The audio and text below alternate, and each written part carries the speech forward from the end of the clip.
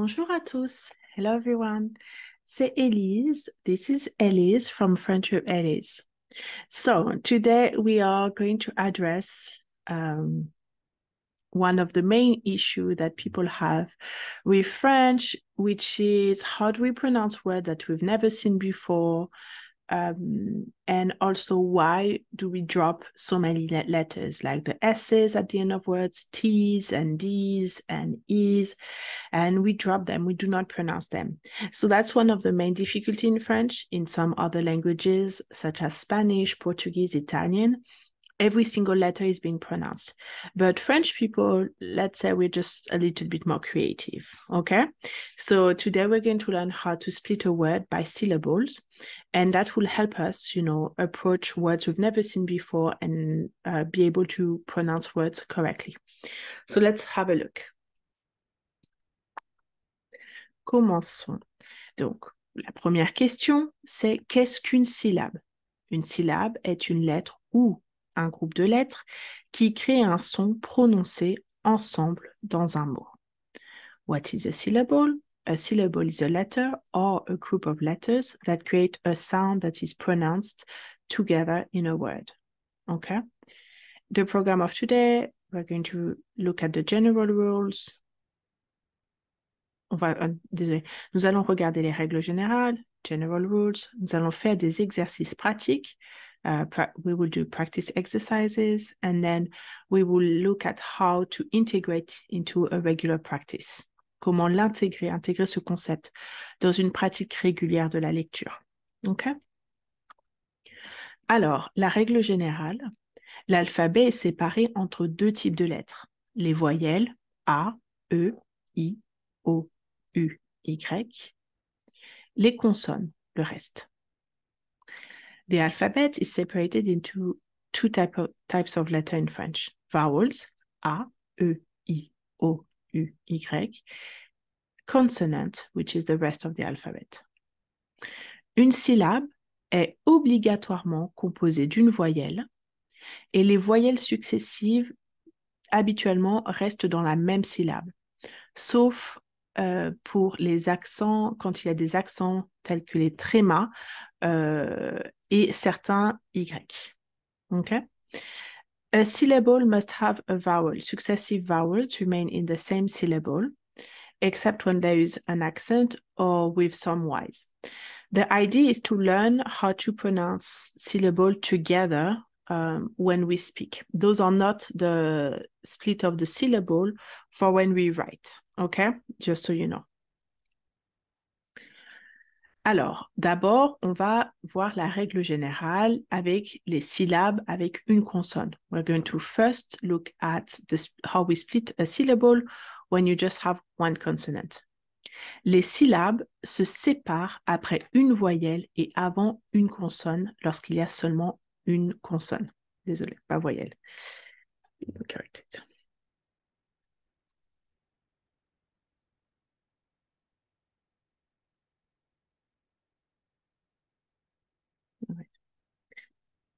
Par exemple, banane.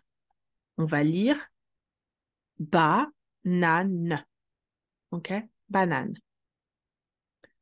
Mirage. Mirage. Samedi. Lorsque l'on lit, on fait la séparation après le A, après le E et la dernière syllabe. Donc, ça me dit. Samedi. Élève. Élève. O, donc seulement une consonne. On va faire la séparation ici. R-I ensemble. G-I ensemble. N-E. Et on va le prononcer de cette manière. Origine. Origine. La séparation entre le E et le C, entre le O et le L. École. École. Ici, entre le O et le C, entre le A et le L. Social. Entre le E et le S, Réseau. On ne va pas séparer les trois lettres, les trois voyelles, et les trois voyelles créent le son O. Réseau.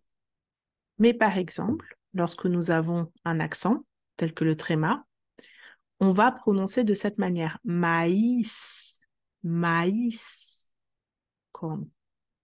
Et le dernier, on va séparer entre le E et le P, entre le U et le L.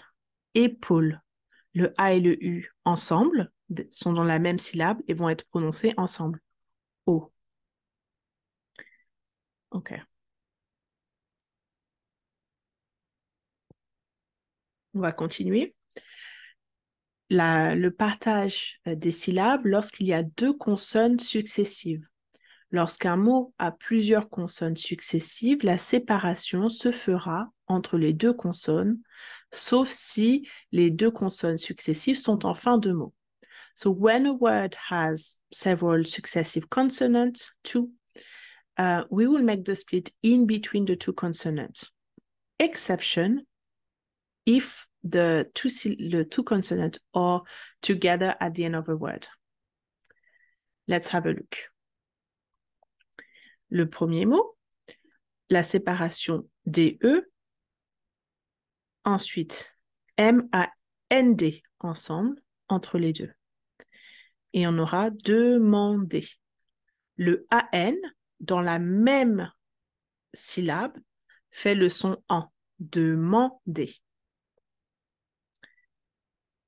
Alors, CLA ensemble, ensuite SSE. On sépare entre les deux. Classe, classe. On continue. ENT, on sépare entre les deux. TI, on sépare. MENT. Sentiment. Donc, we should say sentiment T. Le T n'a pas de syllabe. The T doesn't have a syllable to be pronounced.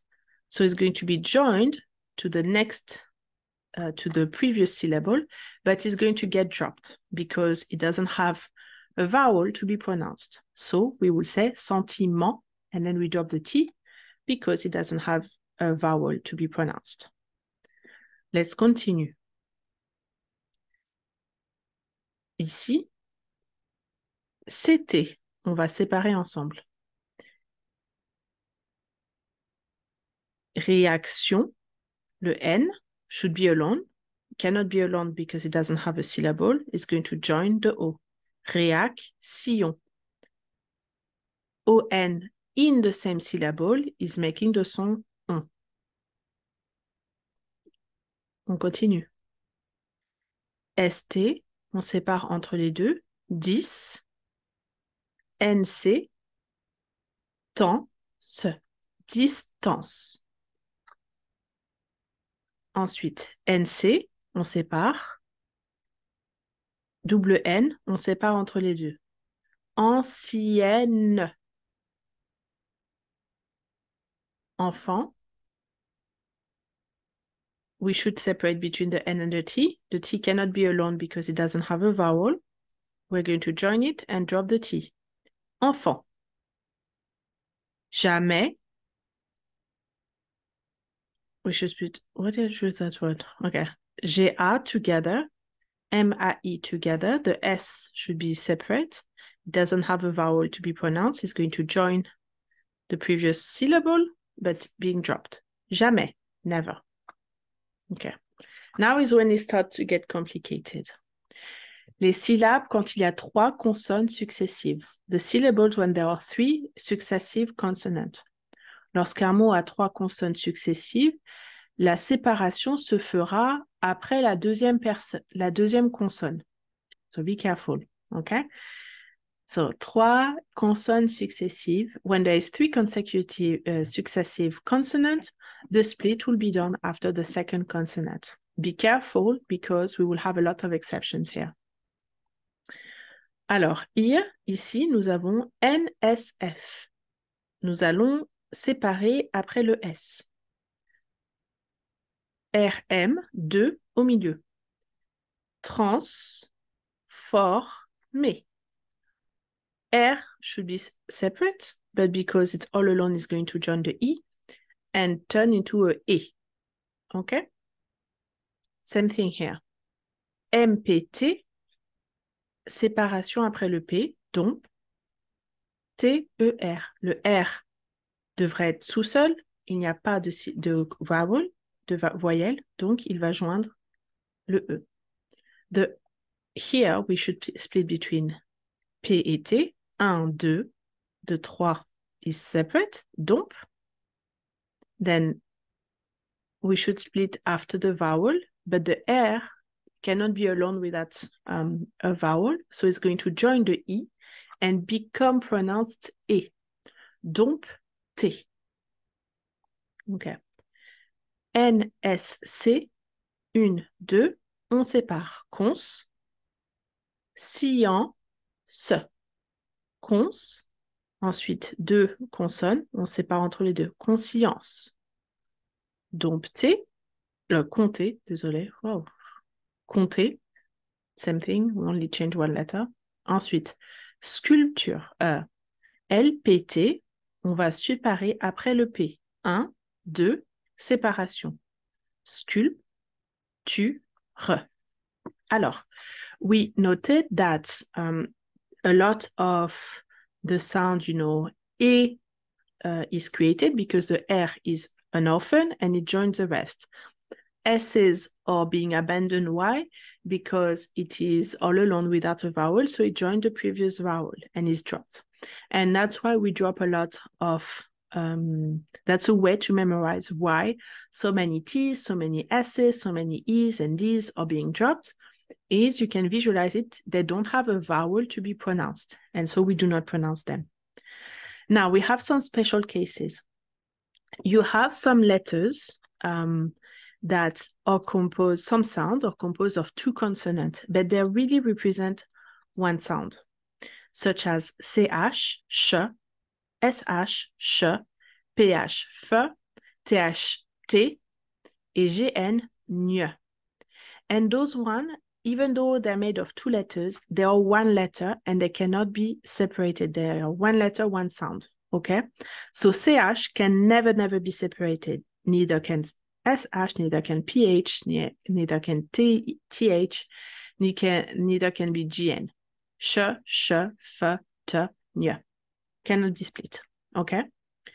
Other consonant that cannot be split is when you have 1 consonant followed by the letter R or the letter L, and those cannot be split, okay? When you have 3 consonants, but you have a double consonant, you cannot split the double consonant, okay?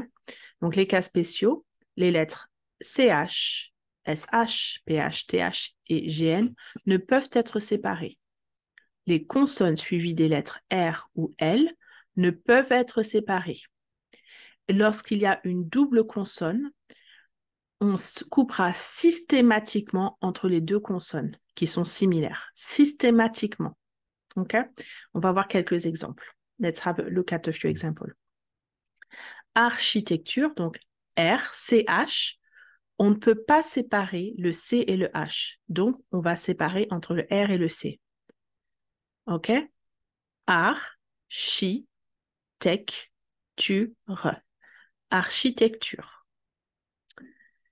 CH ne peut être séparé. RCH ne peut être séparé. Donc, on va séparer après le R. Cher, chez. OK? Ici, on voit les 3 lettres. Le R va être prononcé R, cher, chez. This one is because it's an orphan. This one follows the rule, but this one is just all alone without a vowel. Compromettre. M, P, R. On ne peut pas séparer le P et le R. We cannot split the P and the R. PR is going to stay together. Ro. Now, M, E, T, T, R, E. Double T, R, E. We should split between the T and the R. But we cannot split when we have 2 consonants identical. We have to split always in between. So it will be compromettre. Compromettre.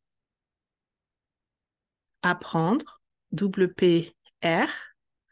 Ici, nous allons séparer entre les deux P, puisque de toute manière, nous ne pouvons pas séparer entre le P et le R. Il faut obligatoirement le mettre entre les deux P. Apprendre, to learn. Apprécier, same thing. PL ne peut pas être séparé. Complice. Tableau, tableau. Accompagner, accompagner. Accompagner. So usually when a syllable has a X, we are going to pronounce it together. Example, okay? The X cannot be alone, but that's more in writing, okay? The X cannot be alone, it's in writing. Same thing with if you have a singular vowel, when you write, you cannot write E and then next line, lev. You have to write ele, separate here. But that's only in writing. We're not doing that today. Let me have a look. Les mots de 4 lettres sont souvent monosyllabiques. Donc, on va dire tout, plus ou plus, et mais.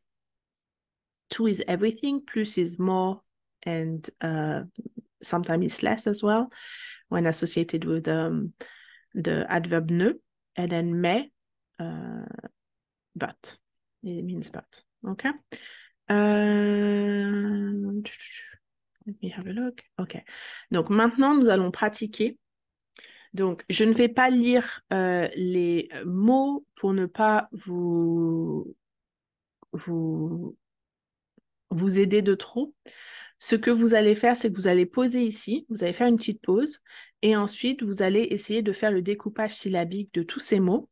Puis, je vais montrer la page suivante avec la correction, et cette fois-ci, je vais lire. So, we're going to practice. And I'm not going to read for you because I want you to figure out on your own how those words are being pronounced. And so we're going to have a quick pause here, for you to write. And then to make sure to pause. And then in 5 seconds, we're going to move to the next page. Okay, so 5, 4, 3, 2, 1, and now the correction. All right, so we have chose, chose. Monsieur, monsieur. Monsieur, il se prononce monsieur. Maison, on sépare après le i. Regard. Chambre, chambre. Esprit, esprit. Visage, visage. Conduire, conduire. Premier. Profond. Continuer. Apprendre. Rencontrer. Pousser. Rappeler. Pleurer. Raconter. Disparaître. Nouveau. Important. Milieu. Lumière. Personne. Penser. Besoin. Madame. Mouvement. Premier. Premier profond, ok. Difficile. All right. I'm going to repeat everything and give you a translation. So, chose, thing. Monsieur, sir. Maison, a house or a home. Regard is a gaze, the gaze. Chambre is a room or a bedroom. Esprit, a spirit. Visage, the face. Conduire, to drive. Premier, first. profond, profound. Continuer, to continue. Apprendre, to learn. Rencontrer, to meet. Pousser, to push. Rappeler, to remind. Pleurer, to cry. Raconter, to tell. Disparaître, to disappear. Nouveau, new. Important, important. Milieu, middle. Lumière, light. Personne, a person. Pensée, a thought. Besoin, a need. Madame, a lady or madam. Mouvement, a movement. Premier profond, we already looked at that. Difficile, difficult. Okay, so why is this so important for beginners? Why are we doing this? So the reason is because when you read things and you've never seen before, it's very confusing because you're like, what is this? I've never seen that word. How do you even pronounce that? And it's going to help you to break down a word in a less threatening way. Okay, so this is an extract that we've seen before from the book La Cabane Magique that I presented in the book recommendation for beginners.